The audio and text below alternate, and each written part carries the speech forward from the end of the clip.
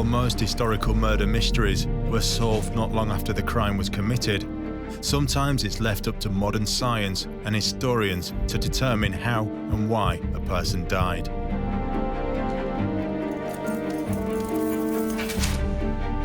In this series, we'll look at some of the great unsolved deaths of the past, bringing to life the many theories surrounding them and piecing together the evidence.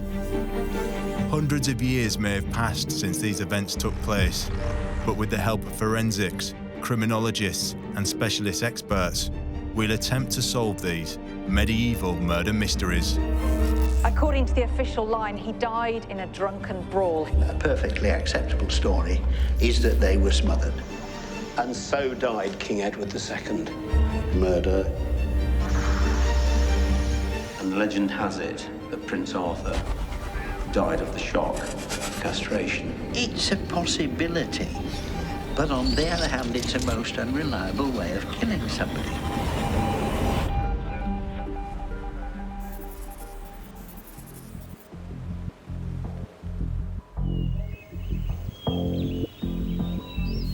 England, 1483. Edward V and his younger brother, Richard, Duke of York, have been confined to the Tower of London on the orders of their uncle, Richard, Duke of Gloucester. The two young boys were last seen playing together in the grounds of the castle. After this, there is no record of their whereabouts. They seem to have just disappeared. Over the centuries, historians have argued as to what really happened. Some say they were murdered on the orders of their uncle, Richard III. For me, Richard III was really the prime suspect. He had the most to gain from the deaths of his nephews. Only if they were out of the way would he be recognised as king. Others, that the brothers were killed by Henry VII. Henry VII certainly stood to benefit from the absence of other claimants to the throne, or people who were perhaps perceived to have a better claim to the throne than he had. And there are even those who believe that one of the princes may have escaped. Legend has it that one of the two princes, Richard, Duke of York, the younger, actually survived and was reputedly crowned king in Ireland.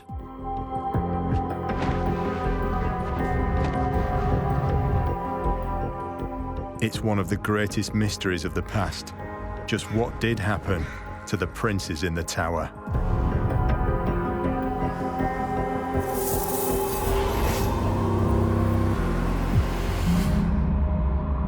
During the 15th century, England was in the midst of a conflict known as the War of the Roses. Two rival factions of the Plantagenet dynasty, the House of York and the House of Lancaster, were in a constant struggle for control of the English throne. By 1483, and after nearly 30 years of wars, the House of York had become the ruling party and was now under the reign of King Edward IV of England. The House of Lancaster had been virtually wiped out. The only rival Edward now had was Henry Tudor, but he was in exile in France and posed no threat to the king. But Edward was not to rule for much longer. He contracted a mystery illness, and his health soon began to fail. On his deathbed, he declared that he was to be succeeded by his eldest son, Prince Edward, making his youngest son, Prince Richard, second in line to the throne. But the princes were aged just 12 and 10 at the time. So King Edward declared his brother Richard, Duke of York, Lord Protector. After the king's death just days later, Richard had the princes moved to the Tower of London.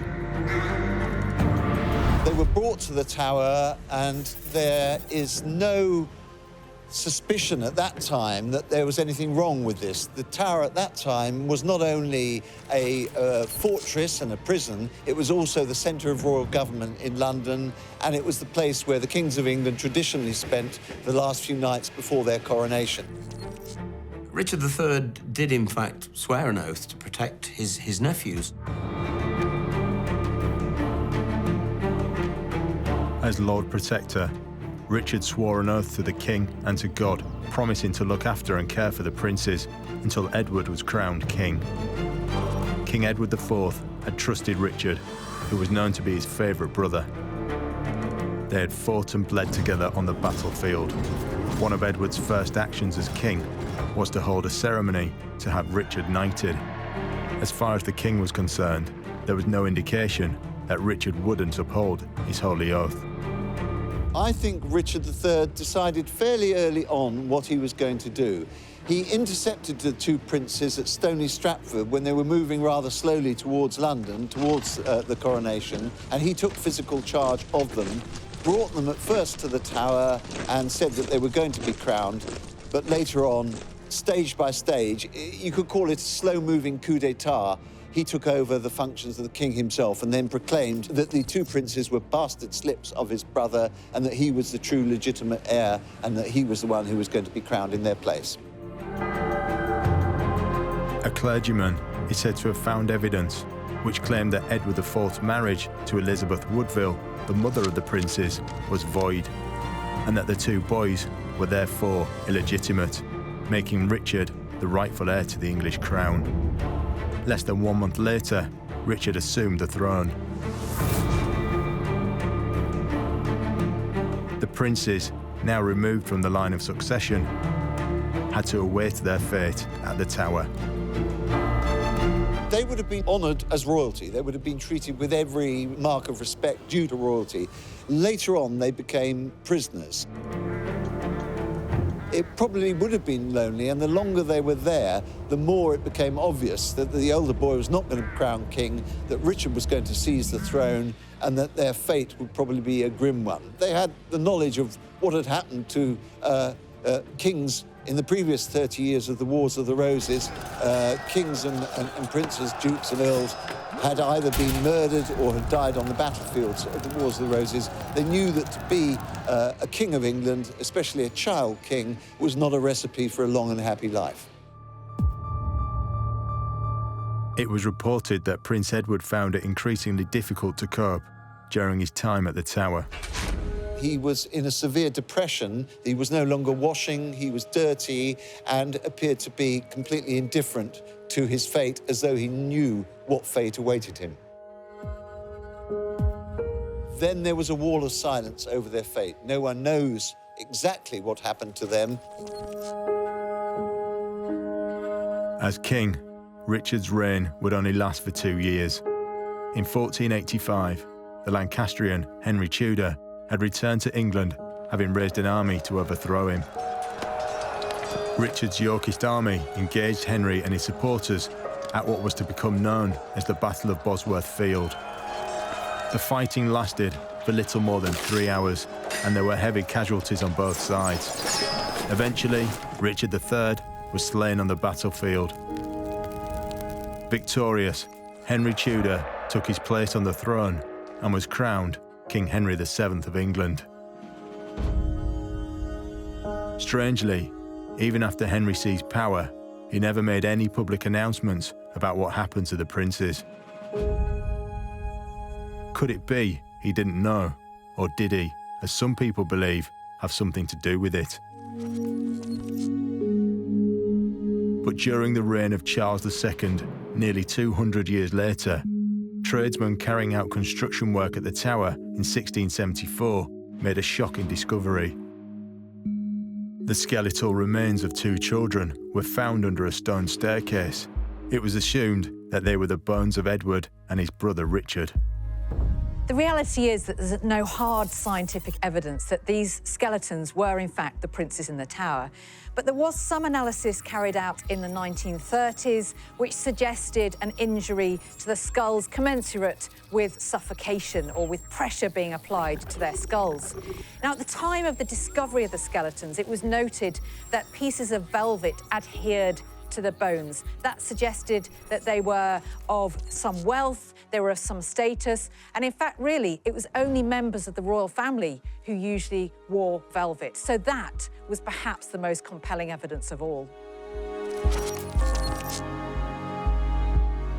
In 1933, Professor William Wright, one of the leading anatomists of his time, was granted permission to examine the bones that had been discovered at the tower. His findings concluded that the bones could have belonged to children of roughly the same age as the princes when they disappeared. Dr. Wright also pointed out an area of discoloration on the skull of the older child, which he believed to be signs consistent with smothering. So if those were the bones of the princes in the tower, who put them there?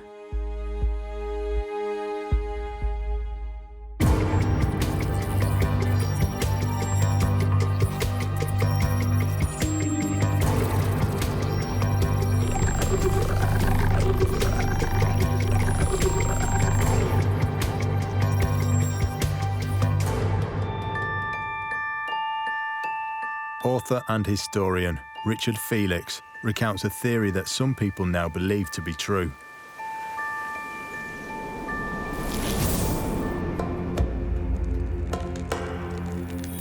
The year is 1483. Two young souls have been imprisoned in the Tower of London. They are Richard, Duke of York, and his elder brother, the future King Edward V. Who put them here? No less than their uncle, possibly the most evil, wicked king in British history, King Richard III.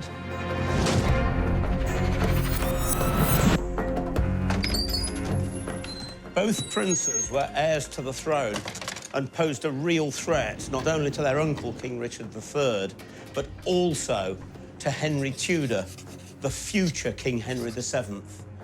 And they had to be eliminated. Although the Tower of London was a royal palace, I'm afraid that their accommodation was rather scanty and nothing more than a large cell. And they were frequently seen by eyewitnesses playing behind bars.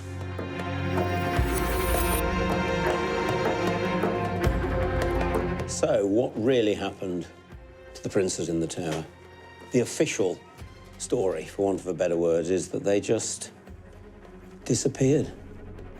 But over the centuries, historians have argued as to what really happened.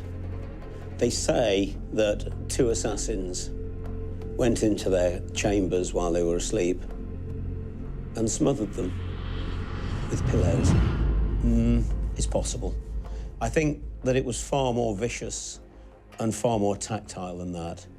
And I would imagine that the two assassins crept into the boy's room. The boys, for all we know, had been drugged. And I would imagine that what happened is that a hand was put over each mouth, fingers pinching the nose, and put the pressure on, probably for something like 30 seconds, until life for those two young princes was extinct.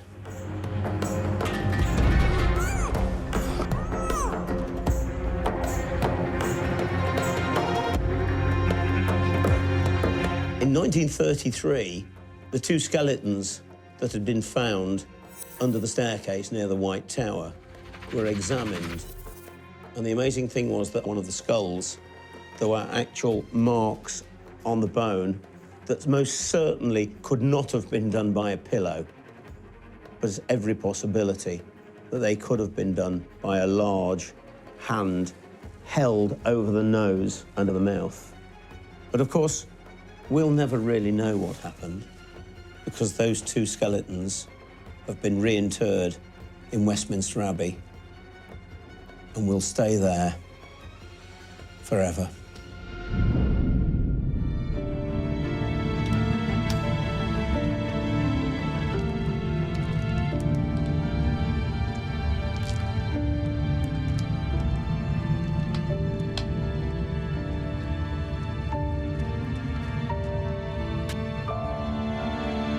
I personally believe that it was Henry VII that had the princes murdered.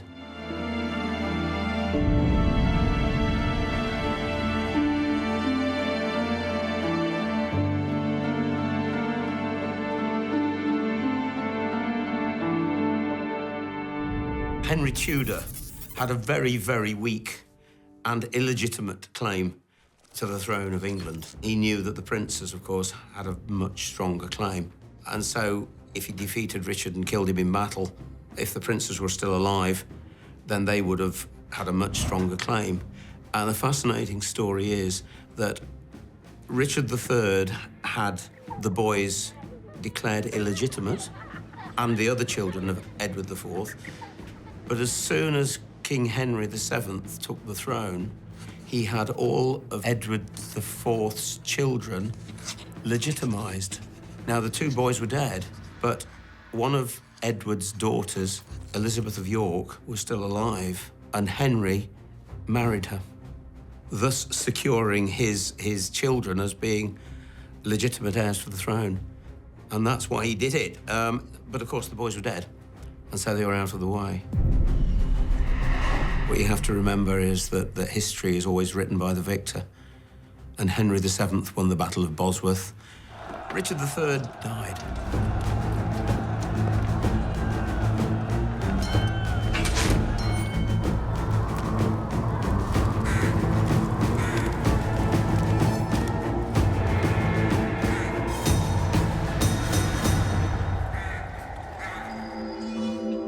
Could Henry VII have ordered the murder of the princes? With them out the way, it would certainly have strengthened his claim to the crown. But what would a modern-day pathologist, barrister, and forensic psychologist make of it? Dr. Kieran O'Keefe studies, assesses, and profiles criminals based on their actions and behaviour.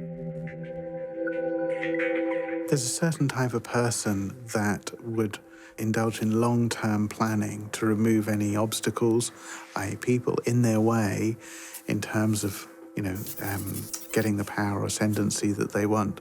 So in Henry's particular case, what we're dealing with is somebody who is a psychopath, who has indulged in long-term planning to ultimately get rid of people who are in his way. There's a lack of empathy or sympathy for those particular individuals. He's used lying and deceit to get what he wants. But also there might be kind of a cunning manipulation that he's used. In getting rid of the princes, if that theory is right, what he might actually have been doing is getting rid of them first to lay suspicion on Richard, and therefore get rid of Richard in that way rather than having to commit 3 murders.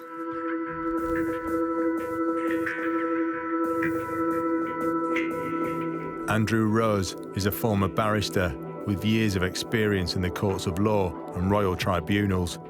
He specialises in piecing together the evidence of historical crimes. Henry VII certainly stood to benefit from the absence of other claimants to the throne, or people who were perhaps perceived to have a better claim to the throne than he had. He would certainly have had a motive for ensuring the permanent disappearance of these 2 boys. These days, such a disappearance couldn't go unremarked. The papers and the press, the media would be full of it. So there would be a hue and cry to see if they could find the remains. Richard III's time, as I understand it, they simply disappeared, and wasn't a media to give the attention to the situation at that time. So, of course, it was a wholly different situation. Professor Michael Green is a former Home Office pathologist. Over his career, he has attended numerous crime scenes to determine the cause of death. Were these children smothered with a hand over the mouth and nose?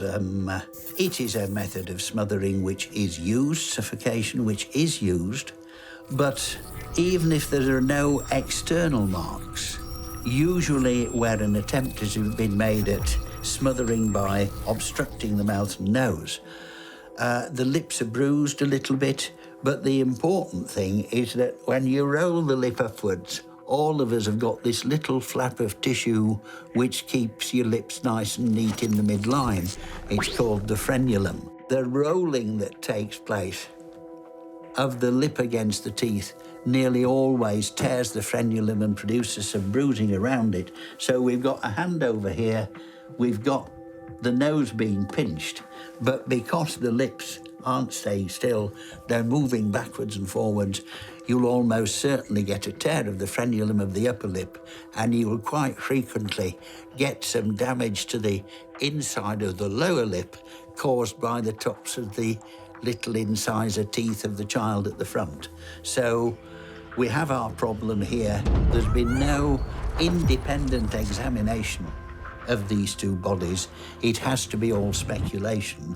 But as I say, if I was a wicked king and I wanted to get rid of two potential rivals who were children, I would suggest to those who were going to do the dirty deed that all the material that they needed was there on the child's cot.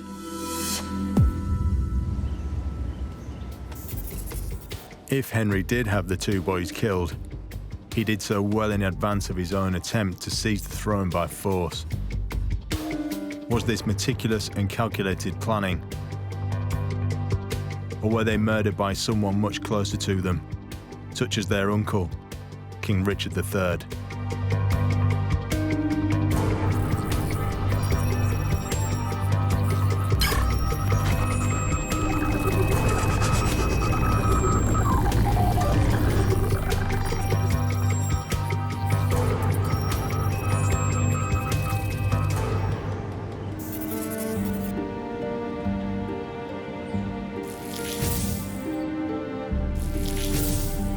Tracy Bowman is a historian and joint chief curator of historic royal palaces.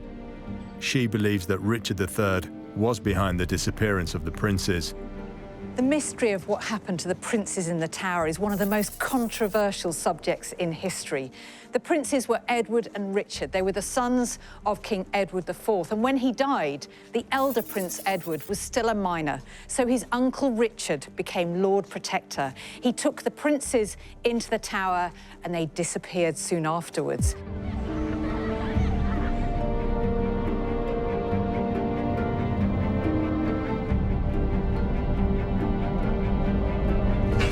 It was said they'd been murdered at Richard's orders. He became king shortly afterwards. But there were various other suspects in the case. Henry VII, the future Tudor king, had a vested interest in seeing that those boys never saw the light of day again. But for me, Richard III was really the prime suspect. He had the most to gain from the deaths of his nephews. Only if they were out of the way would he be recognised as king.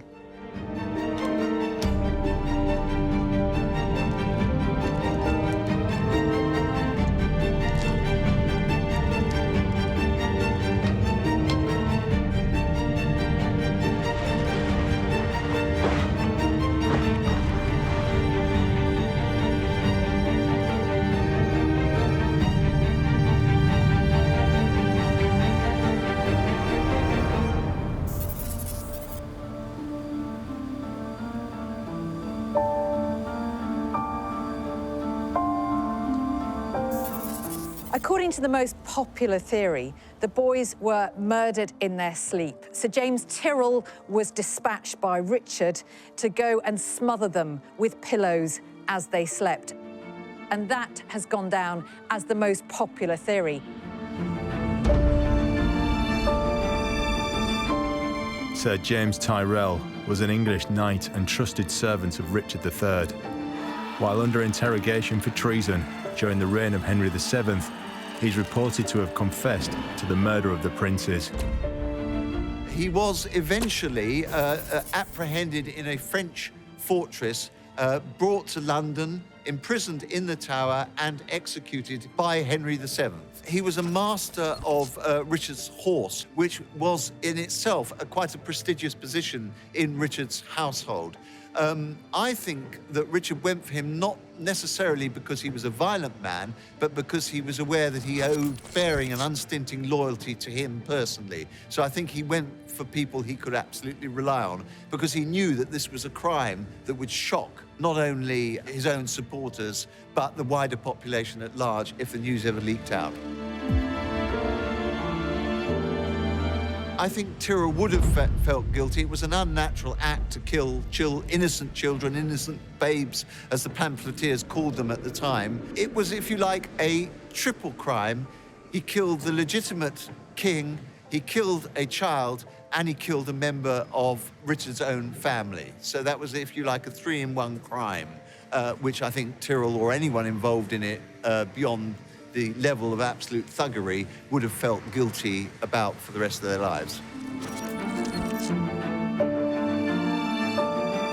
Richard was Lord Protector for his eldest nephew, Edward, until he came of age and would be able to rule himself. So for as long as his nephew lived, Richard would never have true power, and he had real motive, therefore, in getting rid of Edward and his younger brother so that he himself could become king. Richard had every motive to do it if he wanted to seize the throne, which he did, and he had form. He ruthlessly eliminated anyone who stood in his way. At his first council, he eliminated his elder brother's closest supporter who'd helped him gain the throne, Lord Hastings. He then had executed the Duke of Buckingham, who was his henchman in the coup d'etat which brought him the throne. He executed the uncle of the king on the distaff side, Elizabeth Woodville's brother and son, who also stood in his way. Many people think that he also had a hand in the execution here of the last Lancastrian king, poor mad Henry VI. At least 3 chroniclers at the time accused Richard of having personally carried out that deed. So he had form. I mean, a modern psychiatrist would say he'd had a disturbed childhood. He'd seen his father, his 2 brothers, and his guardian all killed or executed in the Wars of the Roses. So he was certainly a very disturbed individual who had every reason for his own survival's sake to act ruthlessly.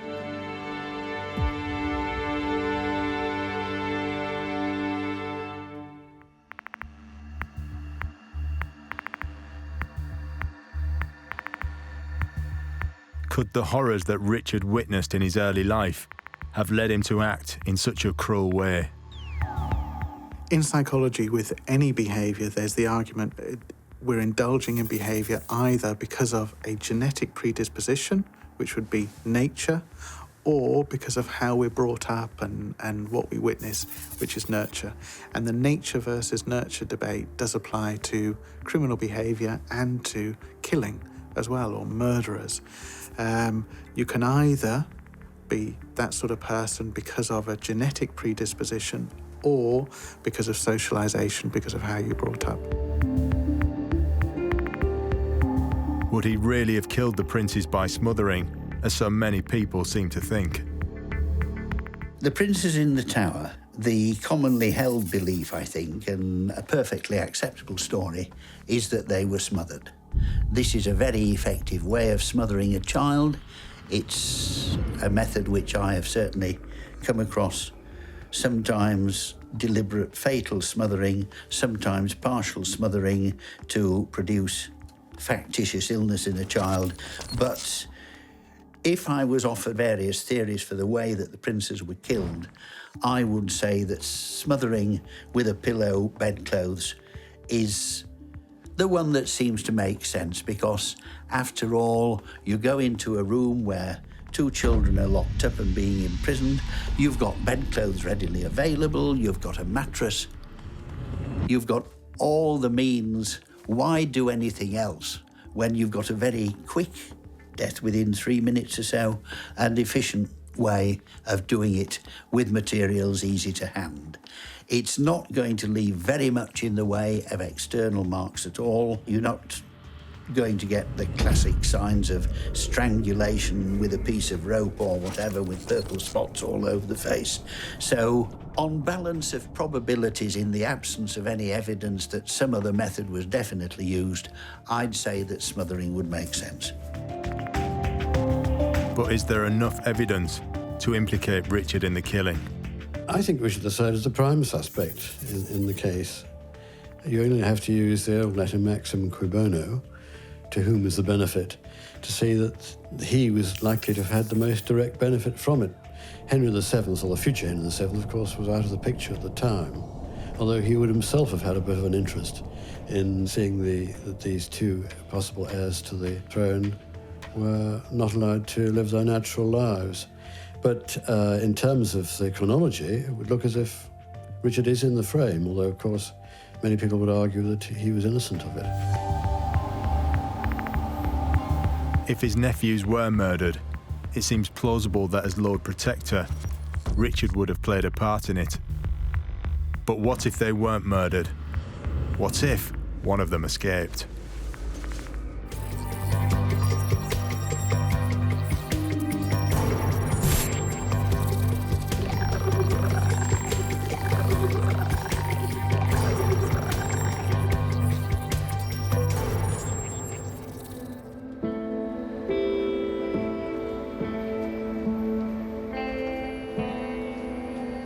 There is one theory about the disappearance of the princes that has grown in popularity in recent years. Nigel Jones is an author and journalist who has researched the history of the Tower of London. Some historians support the theory that the younger of the two princes, Richard, survived his incarceration here in the Tower and was spirited out of the fortress by supporters of his Yorkist dynasty and lived the rest of his life, in contrast to his royal birth, in humble obscurity. Legend has it that one of the two princes, Richard, Duke of York, the younger, actually survived and lived for a few years in Ireland and was reputedly crowned king.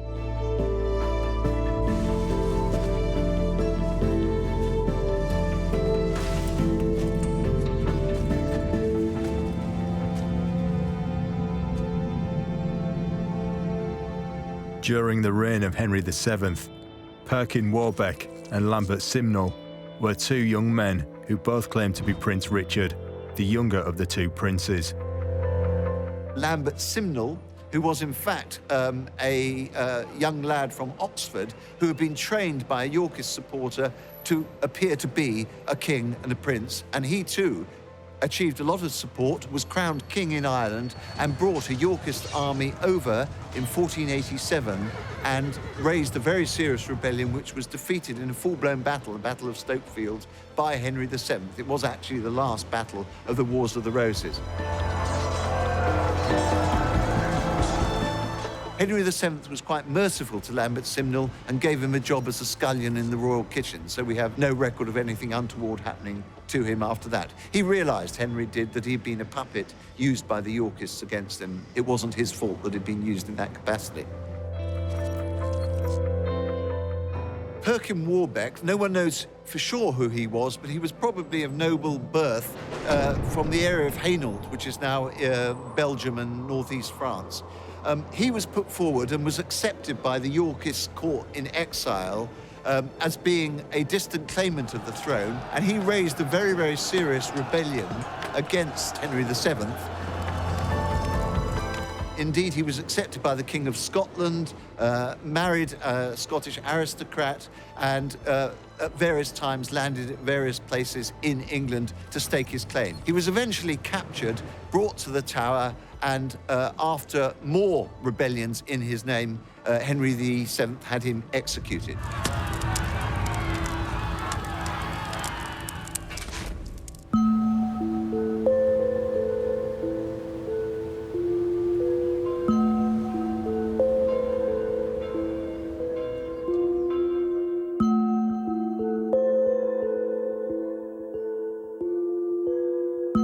Is it possible that Prince Richard survived and returned to claim his birthright? It does seem pretty unlikely that somebody would simply disappear for some years and then resurface without much explanation for what had happened in the meantime, or any explanation that makes any credible sense, and pop up and be that person. Of course, I think at the time of Richard III, we're talking medieval period, people jostling for power. People who might want to gain greater power might want to promote somebody who had some, or appeared to have some claim to the royal line. These days, of course, that could pretty simply be dealt with by DNA testing, because nothing of the kind existed in those days. So it might well be that certain people would promote somebody who seemed to have the necessary qualifications in terms of association with the royal family, or physical appearance, something of that sort, and say that this was one of the lost princes. it seems to be entirely plausible that this could have been done.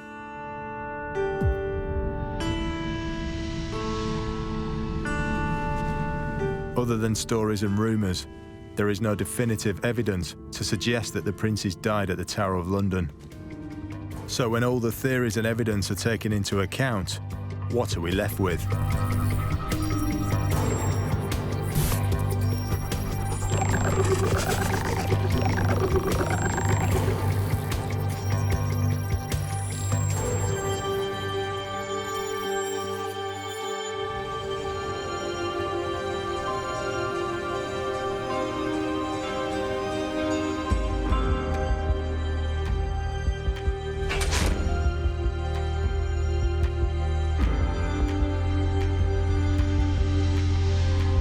The princes, Edward and Richard, officially went missing without a trace. But it seems unlikely that two children of royal blood would simply vanish into thin air.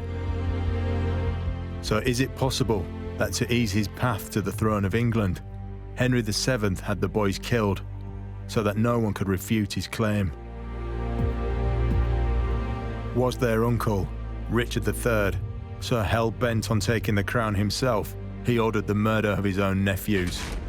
Or did one of the princes survive their ordeal in the Tower of London and return as a pretender to the throne?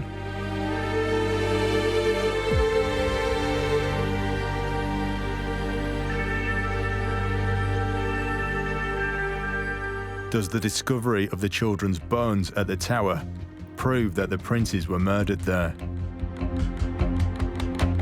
If there was damage to the nasal bones of a skull which was alleged to belong of one of the princes in the Tower, I don't really think you can read much into it.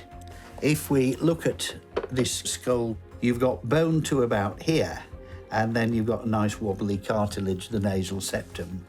As you can see from this skull, this is very fragile bone. You can see that this has been broken post-mortem. And so just, digging these out of the ground or from behind the cavity wall or whatever could have done it. Again, if you're smothering a child, you're concentrating on putting your hand over the mouth and pinching the bottom of the nose. I suppose you could get a thumb up here. It's all that likely. It's a possibility, but I'd go no further than that. Why do some people refuse to believe that Richard III is guilty? He knew that they had a better claim to the throne than him. He was a scheming man, there's no doubt about it. He had all of Edward IV's children, and those two, of course, included, declared by Parliament as illegitimate. And so the next in line for the throne was himself. So, did he need to have them killed? If they'd been declared illegitimate, then it was game, set, and match. It was over. But of course, it was a different kettle of fish for Henry VII. Could there be a possibility that Prince Richard escaped? Although the Tower looks a very formidable fortress that's very difficult to get out of, over the course of its lifetime, many people have escaped from the Tower and got out by one means or another, often by bribing the ill-paid guards and warders in the Tower. So it would by no means have been impossible for sympathisers of the Yorkist dynasty to spirit one of the princes out. Unfortunately, there is no solid or persuadable evidence that this happened at all.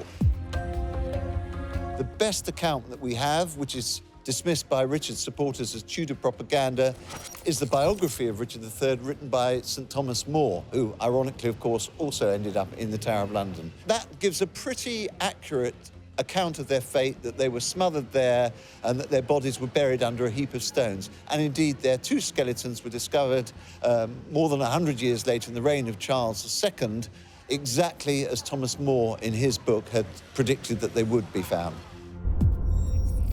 Over 500 years have passed since the last known sighting of the princes. They went missing during a time of great upheaval and brutal wars where anyone in line to the throne was under immediate threat. And it seems that both Henry VII and Richard III had something to gain from the disappearance of the two princes. But with most evidence seemingly lost or destroyed, and with history always being written by the victor, where does the blame really lie? It's a fascinating story, but most experts seem to agree that there is virtually no physical evidence that one of the princes did escape from the tower. Although there were people who came forward in later years claiming to be Prince Richard, it seems that this was most probably a scheme by the Yorkists to overthrow King Henry VII. I think it's much more likely that Richard III did have an illegitimate child who called himself Richard Plantagenet. This was by no means unusual. Medieval monarchs very often had illegitimate children. They were sometimes given earldoms, dukedoms, and given honours, or because of the troubled times of the Wars of the Roses, this boy would have led a life in obscurity. And I think that's much more likely that an illegitimate son of Richard III grew up and lived, and that this might have been confused with the younger of the two princes in the Tower. The suspicion that's been put on Henry is not unfounded. But while he undoubtedly gained from the disappearance of the princes, it seems as though we would have had some account of their whereabouts in the 2 years before his ascent to the throne. Which leaves us with one last theory. So for as long as his nephew lived, Richard would never have true power, and he had real motive, therefore, in getting rid of Edward and his younger brother so that he himself could become king. There does seem to be an overwhelming amount of circumstantial evidence that Richard may have been behind his nephew's disappearance. It was under his guardianship that they were confined to the Tower of London, while he declared them illegitimate and took the crown for himself. There's no concrete proof that Richard III was guilty of harming the princes, but it seems fair to say that he didn't act in their best interests, and despite taking a solemn oath, failed to fulfill his role as Lord Protector. But what became of the people accused of murdering the princes? Henry VII reigned successfully for 24 years until his death in 1509. He ended the War of the Roses, maintained peace across the country, and founded the Tudor dynasty. As for Richard, during his time as king, he tried to stabilise the country by attempting to make peace with the Lancastrians. He oversaw the passing of the first laws to be written fully in English and made major reforms to the law. But he's still seen by many as a cruel and wicked man. It seems that his alleged involvement in the disappearance of his nephews will forever follow his name. Is it unfair? Or is Richard III, as many people think, responsible for the murder